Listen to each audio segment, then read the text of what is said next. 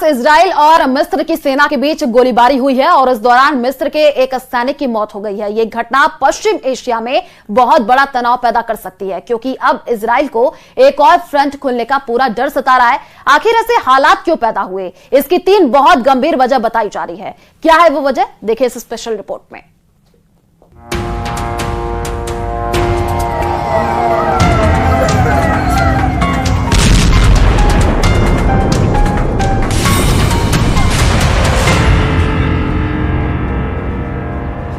Israel की राजधानी तेल अवीव में जनवरी के बाद सबसे बड़ा हमला हुआ है।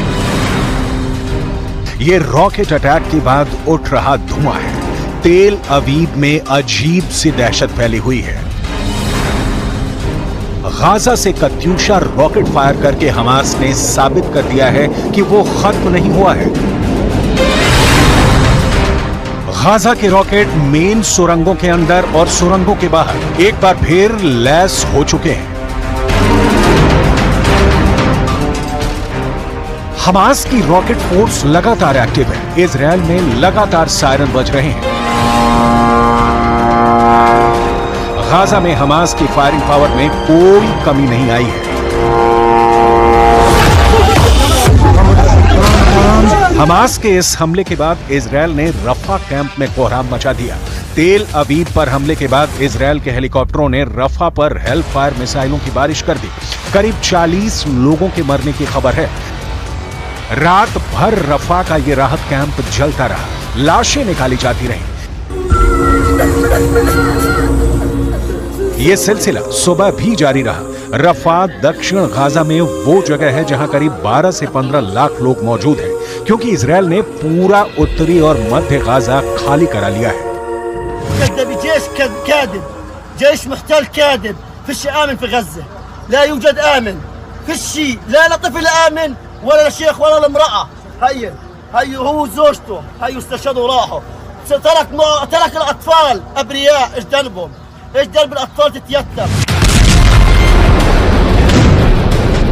इजरायल ने रफा पर जो मौत की बारिश की, उसकी वजह तेल अवीव पर हुए हमले से ज्यादा हमास का एक बहुत बड़ा हमला है जो जबालिया में किया गया।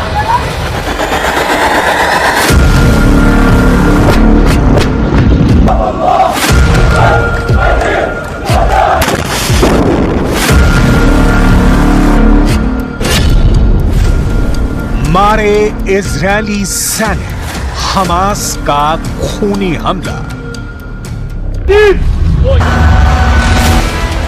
जरा इस वीडियो को देखिए। हमास के लड़ाके एक सुरंग से इजरायली सैनिक को घसीट कर बाहर की तरफ ले जा रहे हैं।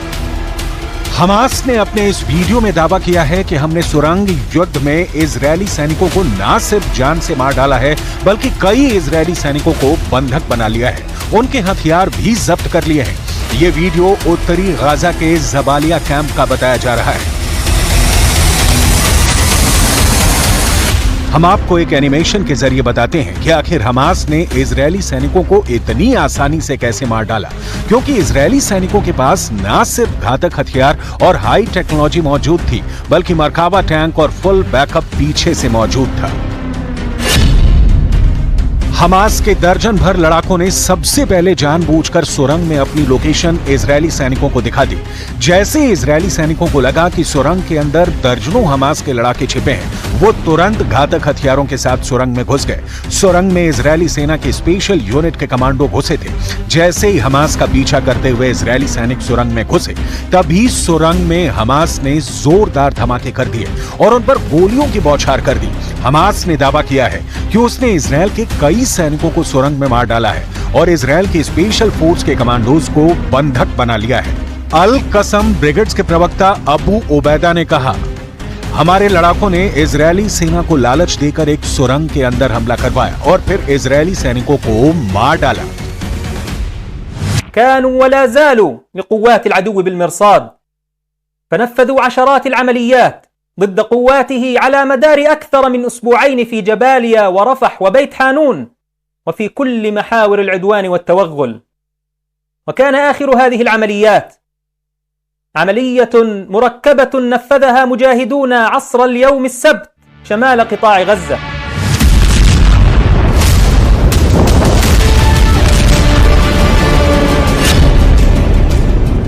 खून के आंसू रोए नेतन्याहू 200 दिन बाद बदला। 7 अक्टूबर 2023 के बाद से इजरायली सेना गाजा पट्टी को 80% तक तबाह कर चुकी है, लेकिन हमास के लड़ाकों को खत्म नहीं कर पाई है। 200 दिन की जंग के बाद भी हमास के लड़ाके ना तो हार मान रहे हैं और ना ही इजरायली सेना पर हमला करने से चूक रहे हैं। हैरानी की बात तो यह है कि हमास के लड़ाके अब उन जगहों पर हमला कर रहे हैं जहां नेतन्याहू दुनिया के सामने दावे कर रहे थे कि उत्तरी गाजा और जबालिया इलाके से हमास के लड़ाकों का पूरी तरह से खात्मा कर दिया गया है। कब्र से निकला हमास, जबालिया में फंसा इजराइल। इस वक्त इजरायली सैनिक रफा, उत्तरी गाजा, दक्षिणी गाजा, गाजा सिटी और मध्य गाजा में जंग कर रहे हैं। पश्चिमी देशों के वॉर एक्सपर्ट साफ कह रहे हैं कि 200 दिन से ज्यादा की जंग के बाद इजराइल रफा में फंस गया है। जरा देखिए, हमास के लड़ाके हाथों में हथियार लिए एक बार फिर से इजराइल के खिलाफ एकजुट हो चुके हैं। जनाजे में उमड़ी भीड़ साबित कर रही है कि भले ही इजराइल 10,000 से ज्यादा हमास के लड़ाकों को मार चुकी है, लेकिन हमास के लड़ाकों की संख्या में जरा भी कमी नहीं आई है। शायद यही वजह है कि रफा में इजराइल के भीषण हमले के बावजूद हमास की लड़ाकू क्षमता में कमी नहीं है। 6 मई 2024 से दक्षिणी गाजा के शहर रफा में इजरायली सेना ने हमले शुरू किए। रफा में 20 दिन से ज्यादा की भीषण जंग में इजरायल की आईडीएफ ने हमास के 70 ठिकानों पर हवाई हमले किए। इजरायल की आईडीएफ ने दावा किया है कि उसके सैनिकों ने मरकावा टैंक और भारी हथियारों के साथ रफा में ग्राउंड ऑपरेशन किए हैं, जो सफल रहे हैं। आईडीएफ का कहना है कि इजरायल के इस ऑपरेशन में 50 से ज्यादा हमास लड़ाके पूर्वी रफा में मारे गए हैं। इसके अलावा हमास की दर्जनों सुरंगों को तबाह कर दिया गया है। इजरायल ने भीषण हमलों की वजह से रफा से 8 लाख फिलिस्तीनी भागने के लिए मजबूर हो गए हैं।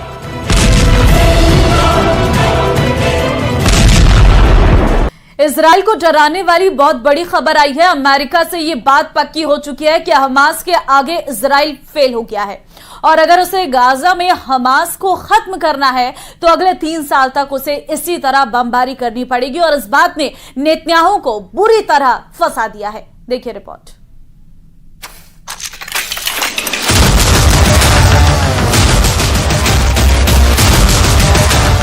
हमास पर आई एक रिपोर्ट ने इजराइल को डरा दिया है। हमास की ताकत कितनी बची है, इस रिपोर्ट ने नेतन्याहू को परेशान कर दिया है। अमेरिका के पॉलिटिको अखबार ने हमास को लेकर एक रिपोर्ट छापी है। इस रिपोर्ट में अमेरिकी खुफिया एजेंसियों के हवाले से मिली जानकारी पर बताया गया है कि 8 महीने के युद्ध में इजराइल अब तक हमास के सिर्फ 30% लड़ाके ही मार पाया है। यानी रिपोर्ट में पहली बड़ी खबर यह है कि 70% हमास अभी भी बाकी है।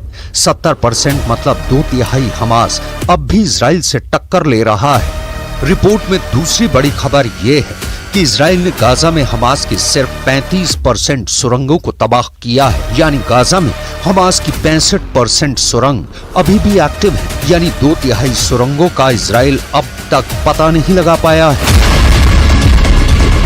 इस खबर से इजराइल में ऐसा पॉलिटिकल तहलका मचा है कि सब बेन्यामिन नेतन्याहू से पूछ रहे हैं कि क्या इजराइल हमास के खिलाफ युद्ध हार रहा है। नेतन्याहू बहुत बेचैन है। नेतन्याहू बहुत टेंशन में है क्योंकि रिपोर्ट के साथ अब हमास के नए नए खतरनाक वीडियो भी वायरल हो रहे हैं।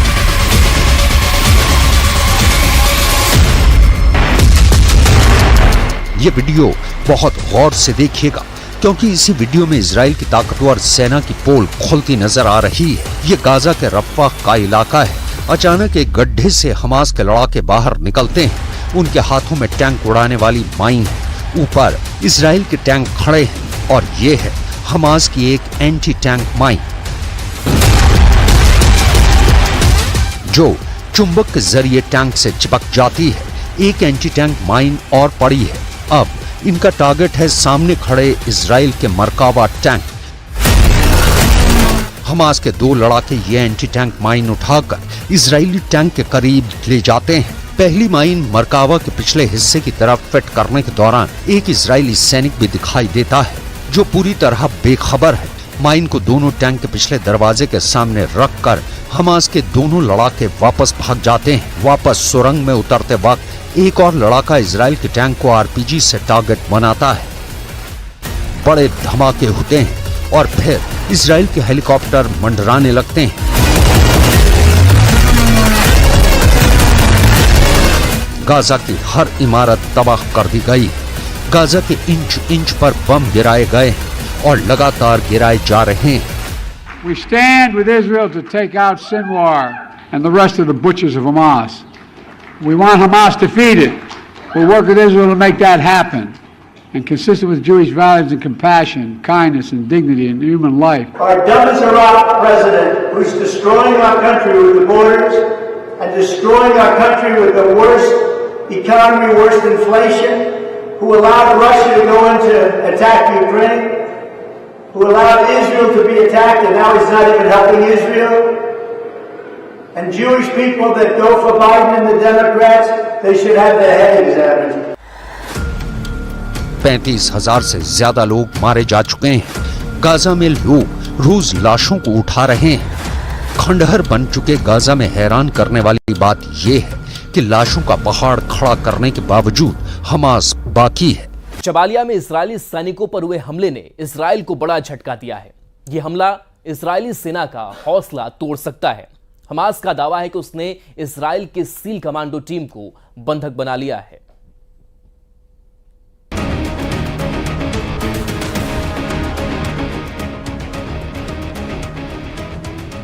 इन तस्वीरों ने इजराइल में तूफान ला दिया है।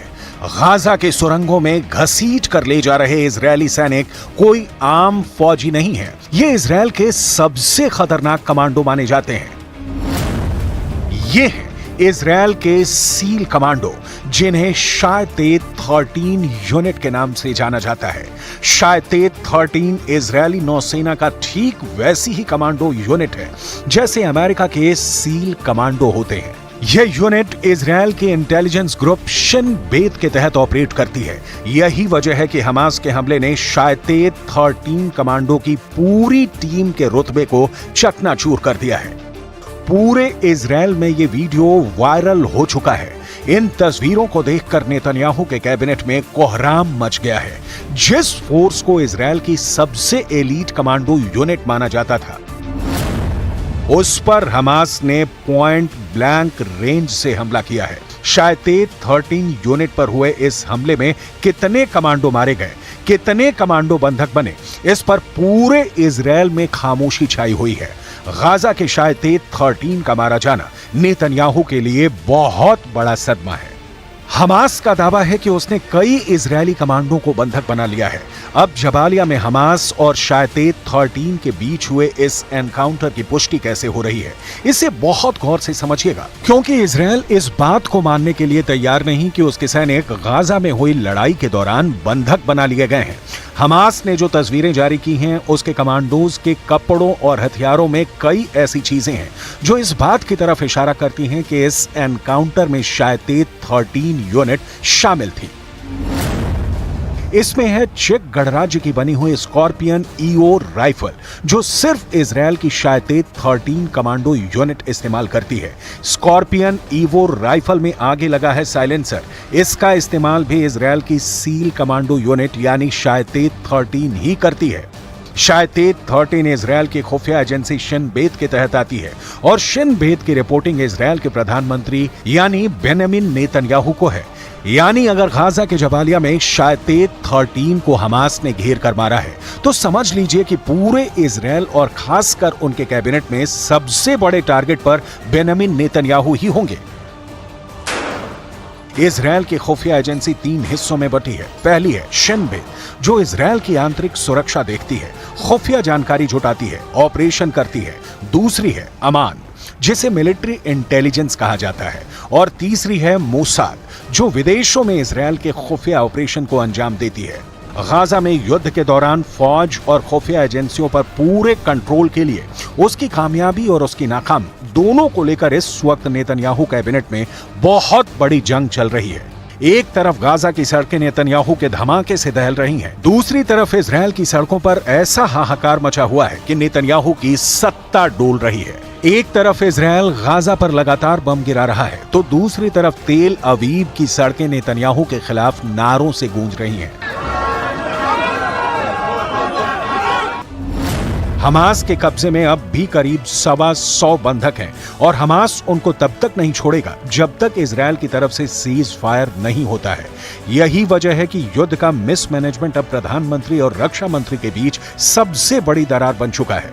इजरायल के प्रधानमंत्री बेंजामिन नेतन्याहू और रक्षा मंत्री योआव गैलेंट लगातार एक दूसरे से टकरा रहे हैं। पब्लिक के गुस्से का साइड इफेक्ट वॉर कैबिनेट में पहुंच गया है। इस प्रदर्शन और इस हंगामे के बीच इजरायल में सत्ता के गलियारों और बंद कमरों के बीच कुछ ऐसा हो रहा है जिसे दुनिया के सामने आने से रोका जा रहा है, लेकिन इजरायल की मीडिया ने पर्दाफाश कर दिया है। इजरायल की मीडिया का दावा है कि इजरायल के वॉर कैबिनेट में बड़ा झगड़ा हो चुका है। जेरूसलम पोस्ट में जो खबर छपी है उससे लगता है कि प्रधानमंत्री बेंजामिन नेतन्याहू और रक्षा मंत्री योआव गैलेंट के बीच हो गई तू मैं। टाइम्स ऑफ इजरायल में यह खबर छपी है कि मिलिट्री चीफ ने कहा है कि नेतन्याहू के पास गाजा को लेकर कोई नीति नहीं है। नेतन्याहू पब्लिक से लेकर अपने वॉर कैबिनेट तक घिर चुके हैं। कमांडर से लेकर मंत्री बता रहे हैं कि नेतन्याहू ब्लंडर कर रहे हैं। ये बात साफ कर दें कि इजरायल के प्रधानमंत्री बेंजामिन नेतन्याहू और रक्षा मंत्री योआव गैलेंट एक दूसरे के कड़े विरोधी माने जाते हैं, लेकिन गाजा में युद्ध को लेकर दोनों करीब आए। हालांकि अब दोनों की दुश्मनी सतह पर आ चुकी है। एक बड़ी मीटिंग में नेतन्याहू थे, रक्षा मंत्री गैलेंट थे और साथ में इजरायल की सिक्योरिटी एजेंसी शिन बेत के चीफ रोनेन बार भी थे। इजरायल की मीडिया का दावा है कि रोनेन बार ने कहा, हमारी रक्षा मंत्री से बात हुई। इस दौरान सभी मोर्चों पर गहराई से चर्चा हुई। नेतन्याहू ने तभी शिन बेत के चीफ रोनेन बार को रोका। वो बोले, क्या आपने ऐसी जरूरी चर्चा रक्षा मंत्री से ही कर ली? इस बार शिन बेत के चीफ रोनेन बार ने कहा, हाँ, इसमें सवाल किस बात का है? तब नेतन्याहू ने कहा, जितना मुझे याद है शिन बेत और मोसाद ये दोनों प्रधानमंत्री के तहत आते हैं। ये बात रक्षा मंत्री यो गैलेंट को अखर गई। गैलेंट ने नेतन्याहू से फौरन पूछा कि आप रक्षा मंत्री को युद्ध पर जरूरी बात करने से रोक रहे हैं। इस मामले में आप क्या करेंगे अगर रक्षा मंत्री का इसमें दखल नहीं होगा? इस पर नेतन्याहू ने कहा, युद्ध को लेकर जो चर्चा होगी वो यहीं मेरे साथ होगी। रक्षा मंत्री योआव गैलेंट फिर भड़के और लगा कि अब वो गाजा पर बमबारी को लेकर नेतन्याहू से आर पार करने के मूड में है। रक्षा मंत्री ने प्रधानमंत्री की बात पर ऐतराज जताते हुए कहा, जब भी आप युद्ध को लेकर चर्चा करते हैं हम मीटिंग में पूरी तैयारी से आते हैं। इस तैयारी के लिए भी मुझे अफसरों से बात करनी होती है। दिक्कत यह है कि आप इस तरह की मीटिंग नहीं करते हैं। अब यहीं पर नेतन्याहू का चेहरा देखने लायक था, क्योंकि एक कैबिनेट मिनिस्टर उन्हें उनकी कमियां बता रहा था और वो कुछ नहीं कर पाए। जब से जबालिया में इजरायली सैनिकों को बंधक बनाए जाने की खबर फैली है, लेबनान में जश्न मनाया जा रहा है। ये लेबनान की राजधानी बेरूत है और यहाँ लोग फिलिस्तीन का झंडा लेकर जुलूस निकाल रहे हैं। अब सवाल है कि इजरायल की पब्लिक क्या करेगी? क्या गाजा में युद्ध को लेकर इजरायल के प्रधानमंत्री और रक्षा मंत्री की लड़ाई सड़क पर पहुंच जाएगी या पहुंच चुकी है?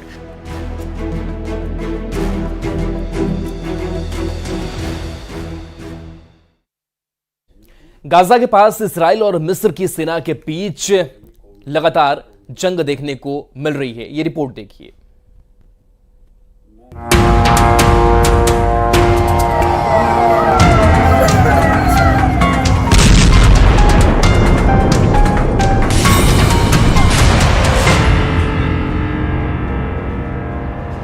इजरायल की राजधानी तेल अवीव में जनवरी के बाद सबसे बड़ा हमला हुआ है। ये रॉकेट अटैक के बाद उठ रहा धुआं है। तेल अवीव में अजीब सी दहशत फैली हुई है। गाजा से कत्यूशा रॉकेट फायर करके हमास ने साबित कर दिया है कि वो खत्म नहीं हुआ है। गाजा के रॉकेट मेन सुरंगों के अंदर और सुरंगों के बाहर एक बार फिर लैस हो चुके हैं। हमास की रॉकेट फोर्स लगातार एक्टिव है। इजरायल में लगातार सायरन बज रहे हैं। गाजा में हमास की फायरिंग पावर में कोई कमी नहीं आई है। हमास के इस हमले के बाद इजरायल ने रफा कैंप में कोहराम मचा दिया। तेल अवीव पर हमले के बाद इजरायल के हेलीकॉप्टरों ने रफा पर हेल्प फायर मिसाइलों की बारिश कर दी। करीब 40 लोगों के मरने की खबर है। रात भर रफा का ये राहत कैंप जलता रहा, लाशें निकाली जाती रहीं। ये सिलसिला सुबह भी जारी रहा। रफा दक्षिण गाजा में वो जगह है जहां करीब 12 से 15 लाख लोग मौजूद हैं, क्योंकि इजरायल ने पूरा उत्तरी और मध्य गाजा खाली करा लिया है। جيش كاذب، جيش محتل كاذب، فيش آمن في غزة، لا يوجد آمن، فيش شيء، لا لطفل آمن ولا لشيخ ولا لامرأة. هي هو وزوجته، هي استشهدوا وراحوا. ترك الأطفال أبرياء، إيش ذنبهم؟ إيش ذنب الأطفال تتيتم؟ इजरायल ने रफा पर जो मौत की बारिश की, उसकी वजह तेल अवीव पर हुए हमले से ज्यादा हमास का एक बहुत बड़ा हमला है जो जबालिया में किया गया।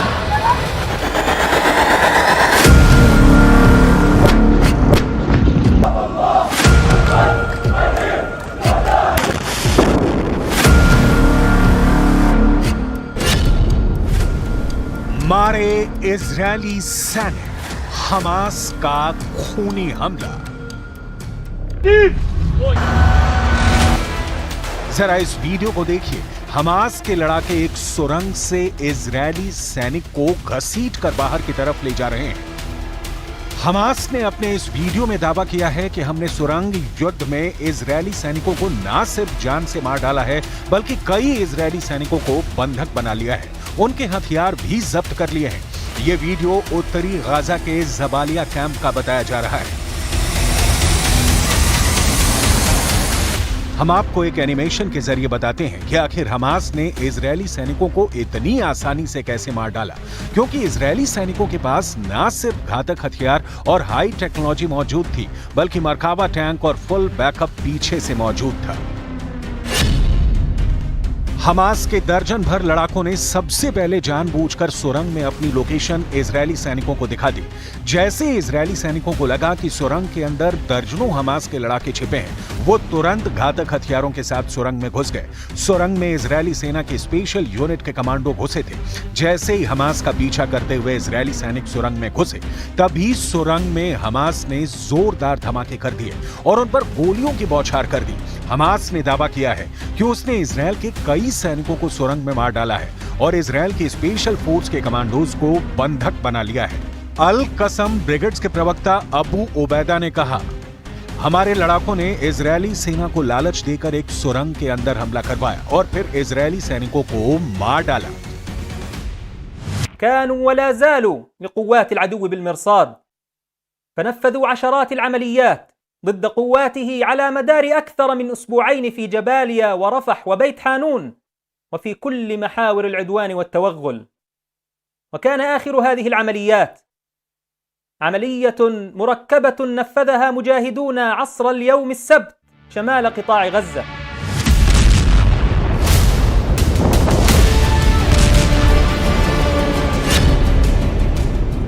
खून के आंसू रोए नेतन्याहू 200 दिन बाद बदला। 7 अक्टूबर 2023 के बाद से इजरायली सेना गाजा पट्टी को 80% तक तबाह कर चुकी है, लेकिन हमास के लड़ाकों को खत्म नहीं कर पाई है। 200 दिन की जंग के बाद भी हमास के लड़ाके ना तो हार मान रहे हैं और ना ही इजरायली सेना पर हमला करने से चूक रहे हैं। हैरानी की बात तो यह है कि हमास के लड़ाके अब उन जगहों पर हमला कर रहे हैं जहां नेतन्याहू दुनिया के सामने दावे कर रहे थे कि उत्तरी गाजा और जबालिया इलाके से हमास के लड़ाकों का पूरी तरह से खात्मा कर दिया गया है। कब्र से निकला हमास, जबालिया में फंसा इजरायल। इस वक्त इजरायली सैनिक रफा, उत्तरी गाजा, दक्षिणी गाजा, गाजा सिटी और मध्य गाजा में जंग कर रहे हैं।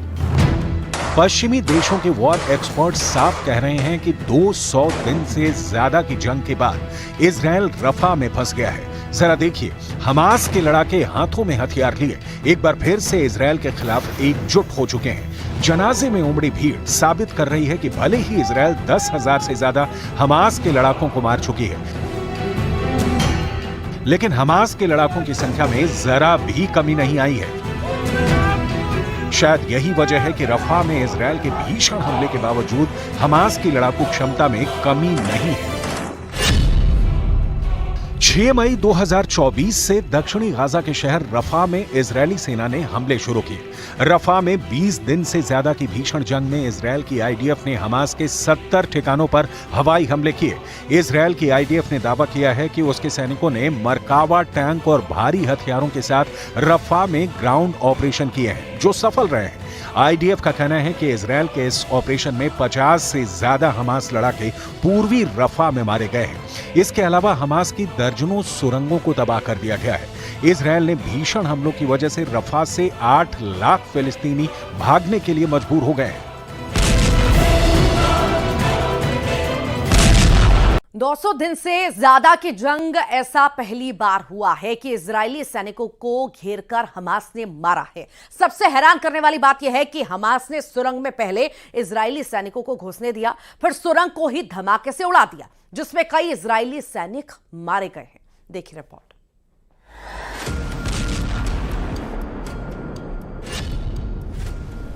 मारे इजरायली सैनिक, हमास का खूनी हमला। हमास का ये वीडियो दिल दहला देने वाला है। 200 दिन की जंग के बाद एक बार फिर से इजरायली सैनिकों पर हमास ने बेहद खूनी और घातक हमला किया है। जरा इस वीडियो को देखिए। हमास के लड़ाके एक सुरंग से इजरायली सैनिक को घसीटकर बाहर की तरफ ले जा रहे हैं। हमास ने अपने इस वीडियो में दावा किया है कि हमने सुरंग युद्ध में इजरायली सैनिकों को न सिर्फ जान से मार डाला है, बल्कि कई इजरायली सैनिकों को बंधक बना लिया है। उनके हथियार भी जब्त कर लिए हैं। ये वीडियो उत्तरी गाजा के जबालिया कैंप का बताया जा रहा है। हम आपको एक एनिमेशन के जरिए बताते हैं कि आखिर हमास ने इजरायली सैनिकों को इतनी आसानी से कैसे मार डाला, क्योंकि इजरायली सैनिकों के पास न सिर्फ घातक हथियार और हाई टेक्नोलॉजी मौजूद थी, बल्कि मरकावा टैंक और फुल बैकअप पीछे से मौजूद था। हमास के दर्जन भर लड़ाकों ने सबसे पहले जानबूझकर सुरंग में अपनी लोकेशन इजरायली सैनिकों को दिखा दी। जैसे इजरायली सैनिकों को लगा कि सुरंग के अंदर दर्जनों हमास के लड़ाके छिपे हैं, वो तुरंत घातक हथियारों के साथ सुरंग में घुस गए। सुरंग में इजरायली सेना की स्पेशल यूनिट के कमांडो घुसे थे। जैसे ही हमास का पीछा करते हुए इजरायली सैनिक सुरंग में घुसे, तभी सुरंग में हमास ने जोरदार धमाके कर दिए और उन पर गोलियों की बौछार कर दी। हमास ने दावा किया है कि उसने इजरायल के कई सैनिकों को सुरंग में मार डाला है और इजरायल की स्पेशल फोर्स के कमांडोज को बंधक बना लिया है। अल कसम ब्रिगेड्स के प्रवक्ता अबू ओबैदा ने कहा, हमारे लड़ाकों ने इजरायली सेना को लालच देकर एक सुरंग के अंदर हमला करवाया और फिर इजरायली सैनिकों को मार डाला। खून के आंसू रोए नेतन्याहू 200 दिन बाद बदला। 7 अक्टूबर 2023 के बाद से इजरायली सेना गाजा पट्टी को 80% तक तबाह कर चुकी है, लेकिन हमास के लड़ाकों को खत्म नहीं कर पाई है। हैरानी की बात तो यह है कि हमास के लड़ाके अब उन जगहों पर हमला कर रहे हैं जहां नेतन्याहू दुनिया के सामने दावे कर रहे थे कि उत्तरी गाजा और जबालिया इलाके से हमास के लड़ाकों का पूरी तरह से खात्मा कर दिया गया है।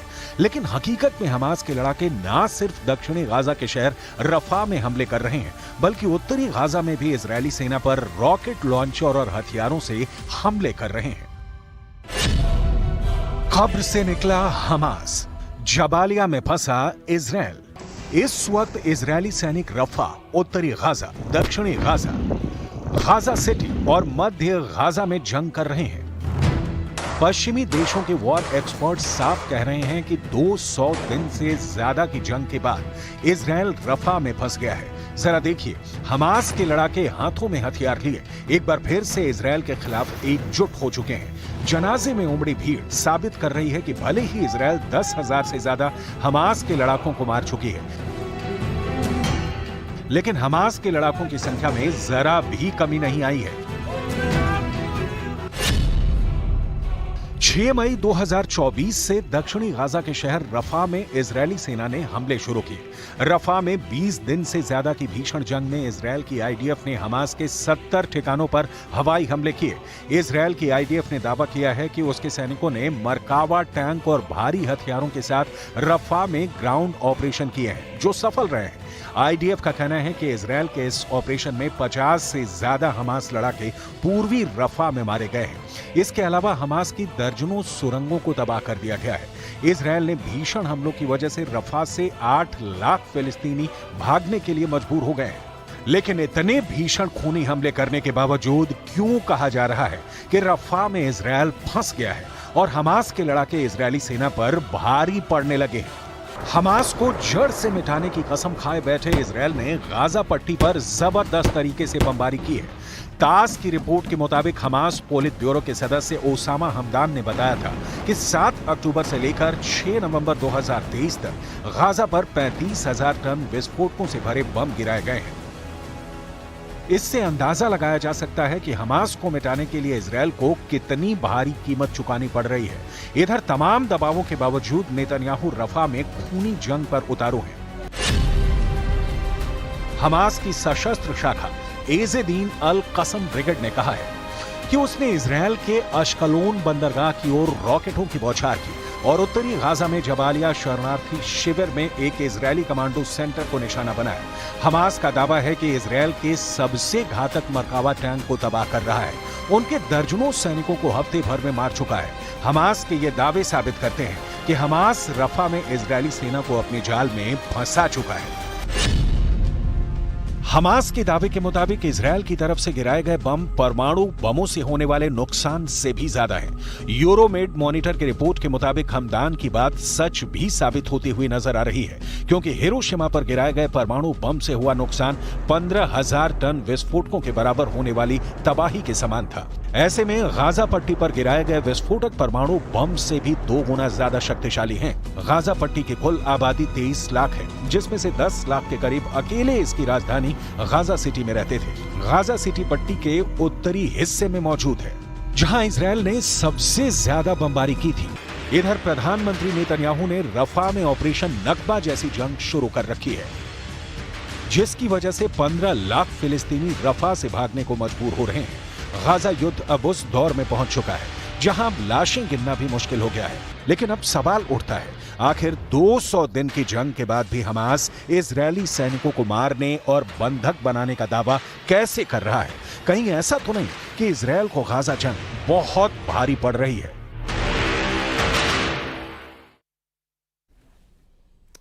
और ये तस्वीरें आपको दिखाई और आगे भी कुछ तस्वीरें हम आपको दिखाते हैं और भी कई सारी चीज़ें हैं। इससे पहले हमने आपको बताया कि किस तरह से 200 दिन से ज़्यादा की जंग में ऐसा पहली बार हुआ है कि इजरायली सैनिकों को घेरकर हमास ने मारा है। सबसे हैरान करने वाली बात यह है कि हमास ने सुरंग में पहले इजरायली सैनिकों को घुसने दिया और फिर सुरंग को ही धमाके से उड़ा दिया, जिसमें कई इजरायली सैनिक मारे गए हैं। ये पूरी खबर आपने देखी, पूरा पैकेज आपने देखा कि कहां कहां पर आखिर कैसी कैसी स्थिति बनी। 200 दिन से ज्यादा की जंग में ऐसा पहली बार हुआ कि जब इजरायली सैनिकों को घेरकर हमास ने मारा है।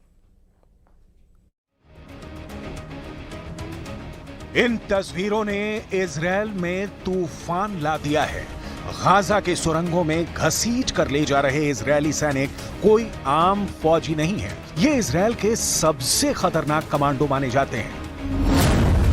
ये इजरायल के सील कमांडो, जिन्हें शायतेद 13 यूनिट के नाम से जाना जाता है। शायतेद 13 इजरायली नौसेना का ठीक वैसी ही कमांडो यूनिट है जैसे अमेरिका के सील कमांडो होते हैं। यह यूनिट इजरायल के इंटेलिजेंस ग्रुप शिन बेत के तहत ऑपरेट करती है।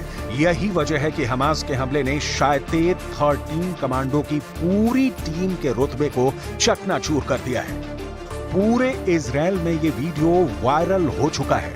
इन तस्वीरों को देखकर नेतन्याहू के कैबिनेट में कोहराम मच गया है। जिस फोर्स को इजरायल की सबसे एलीट कमांडो यूनिट माना जाता था, उस पर हमास ने पॉइंट ब्लैंक रेंज से हमला किया है। शायतेद 13 यूनिट पर हुए इस हमले में कितने कमांडो मारे गए, कितने कमांडो बंधक बने, इस पर पूरे इजराइल में खामोशी छाई हुई है।